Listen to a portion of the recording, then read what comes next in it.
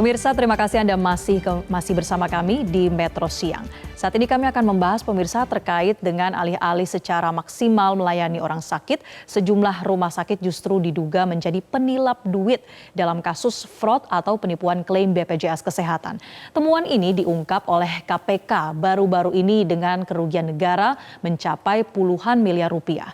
Bagaimana selengkapnya terkait kasus fraud atau penipuan klaim BPJS Kesehatan akan kami bahas dalam infografis yang telah kami siapkan untuk Anda. Jadi pemirsa, temuan ini bermula ketika Komisi Pemberantasan Korupsi bersama dengan stakeholder lainnya seperti Kementerian Kesehatan, BPKP, dan juga BPJS Kesehatan melakukan monitoring terhadap program JKN. Nah, dari sejumlah sampel rumah sakit yang ditelusuri, ini ditemukan ada 3 rumah sakit yang diduga mengajukan klaim fiktif untuk mendapatkan pembayaran dana BPJS Kesehatan.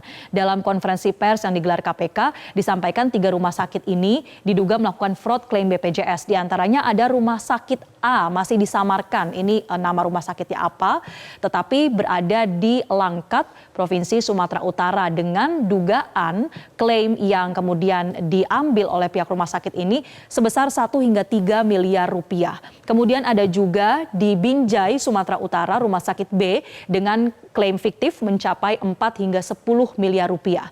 Tidak hanya di Sumatera Utara, tapi ada juga 1 rumah sakit di Jawa Tengah, tepatnya rumah sakit C di Magelang yang diduga mengambil klaim palsu sebesar 20 hingga 30 miliar rupiah. Jadi kalau ditotal dari temuan 3 rumah sakit ini, nilai kerugian negara ini bisa mencapai 35 miliar rupiah. Ini baru 3 yang ditemukan dari sejumlah sampel yang diambil untuk ditelaah oleh KPK bersama dengan stakeholder lainnya.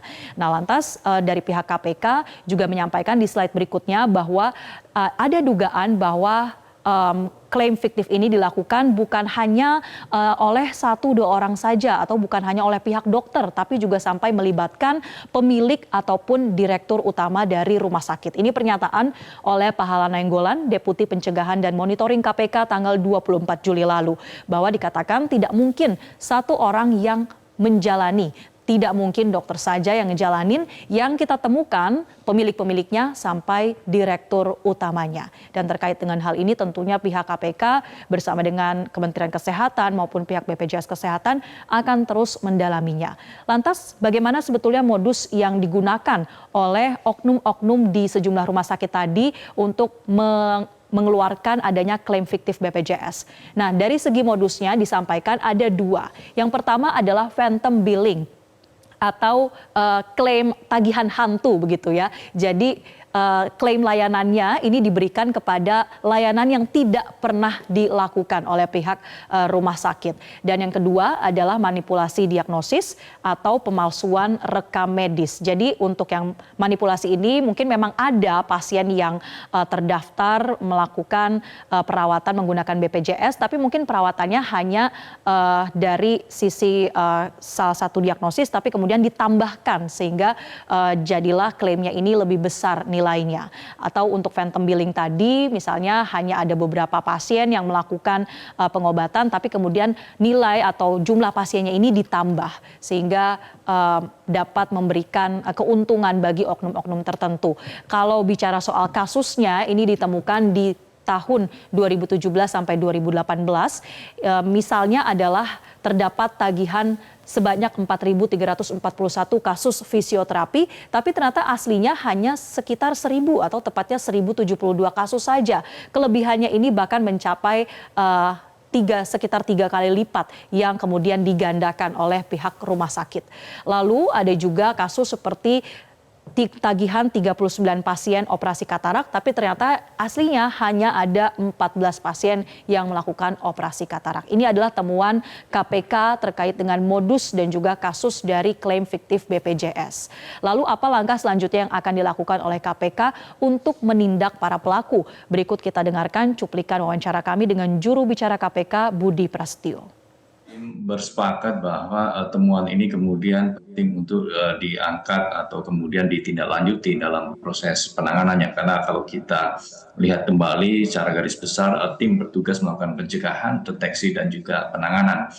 Karena penanganan ataupun penjatuhan sanksi terhadap para pelanggar ini tentunya juga menjadi baik untuk mendongkrak daya tegak. Artinya apa? Dengan kita mengungkap temuan ini, kami sekaligus berharap fasilitas kesehatan, rumah sakit begitu juga kemudian melakukan pembenahan, penertiban dalam proses klaim. Sehingga tentu kita belum sejauh untuk membahas proses penegakan hukumnya atau penanganan dugaan tindak pidana korupsinya begitu. Karena nanti ketika sudah masuk ke situ, tentu delik ini harus memenuhi unsur-unsur dari pasal yang disangkakan begitu. Artinya dalam konteks ini tim bekerja dalam fase pencegahan, deteksi, kemudian penanganan yang kemudian tim bersepakat untuk kemudian melanjutkan di proses penegakan hukumnya. Tapi proses penegakan hukumnya akan seperti apa tentu masih terlalu dini untuk kami sampaikan.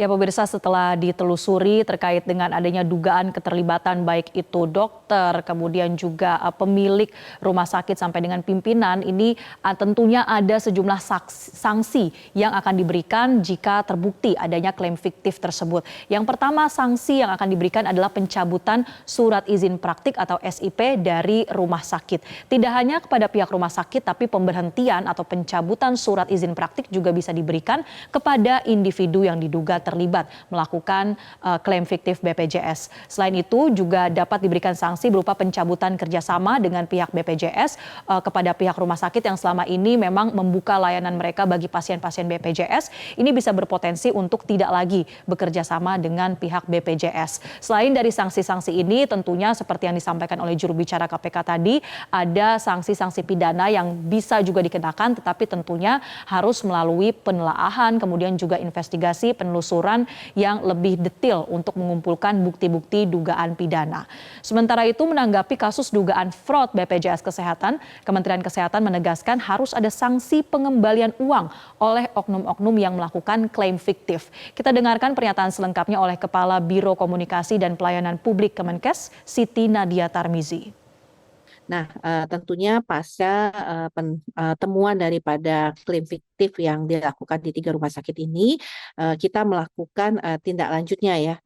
Kalau kita lihat memang penugasannya sudah jelas ya. Jadi misalnya kalau klaim ini memang fiktif, tentunya harus ada pengembalian terkait anggaran atau dana yang sudah diterima. Kemudian penjatuhan sanksi ya individu maupun kepada rumah sakit atau pada oknum-oknum yang melakukan klaim fiktif ini akan dilakukan, dan tentunya kalau pelimpahannya ini akan dilakukan oleh KPK, dan tentunya dari sisi Kementerian Kesehatan, kalau memang ini adalah tenaga kesehatan atau tenaga medis yang melakukan klaim fiktif, tidak ada pelayanan tapi kemudian dilakukan klaim, tentunya ada tindakan-tindakan. Jelajahi cara baru mendapatkan informasi. Download Metro TV Extend sekarang.